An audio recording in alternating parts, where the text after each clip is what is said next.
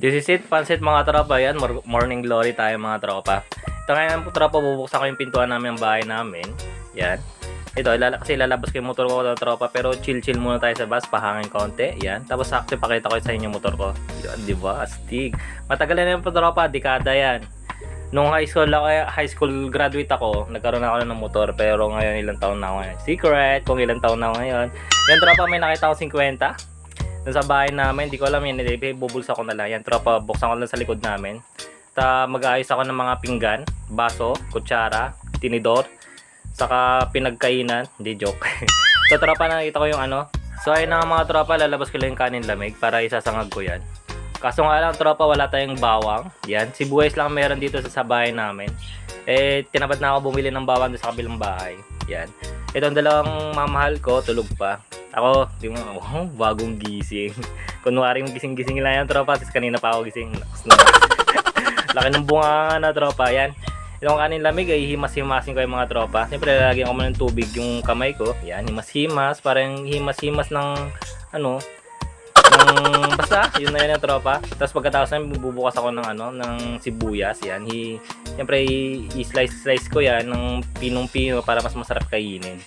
Ito ko tropa, tapos ko na. Yan. Tapos slice na. Yan. Nahirapan ako mga tropa dyan kasi yung camera masyadong mababa, wala akong paglagyanan. Kaya yan, ganyan tropa. May kahoy pa na may nakikita nyo. Basta bahala na kayo yan. Basta na-slice ko na yung mga tropa. Pagkatapos tropa, ihugasan ko yung paglulutuan namin. Yan. Medyo konting bilis-bilis ko naman konti. Yan. Tapos mag-ano na ako ng kahoy. Hirap magpaano dito mga tropa. Magpapoy kasi masyadong masikip. Ewan ko ba. Tapos lalabas ko yung adobo. Lamig na adobo. Yan. Nagpatulong na ako kay misis ko kasi nahihirapan lang magsungrod tropa. Yun, kasama namin yung tropa ko isa, si Belly John. Yan yung tropa na nasindihan na ang maligayang apoy. Maligayang apoy. Then tropa ito, binigay ko yung siya daw magluluto kasi lalagyan na ng iklog. Ginawa kamatis yun. Pinainit yung adobong manok. Yun. Tapos na tropa, iklog sa adobong manok.